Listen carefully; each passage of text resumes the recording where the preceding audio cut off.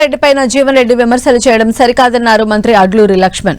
AICC నిర్ణయం మేరకే ఎమ్మెల్యేలను కాంగ్రెస్ లో చేర్చుకున్నట్లు గుర్తు చేశారు.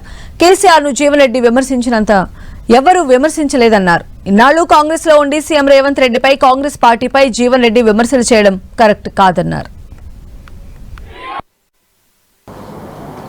మొన్నటి వరకు కాంగ్రెస్ పార్టీలో ఉన్న జీవన్ రెడ్డి గారు 2014 నుంచి 18 నుంచి 23 వరకు కేసీఆర్ని కానీ టీఆర్ఎస్ పార్టీని కానీ వారు విమర్శించినట్టు ఈ రాష్ట్రంలో ఎవరు విమర్శించలే. ఆ రోజు ఢిల్లీ నాయకత్వం ఒక మాట అన్నది, ఈ రాష్ట్రంలో కొత్తగా ఎమ్మెల్యేలను చేసుకునే విషయంలో అఖిల భారత కాంగ్రెస్ పార్టీ నిర్ణయం ప్రకారమే జరిగిందని తప్ప ముఖ్యమంత్రి రేవంత్ రెడ్డి గారి పాత్ర లేదని చెప్పి మాట్లాడిన విషయాన్ని కూడా వారికి గుర్తు చేస్తున్నా.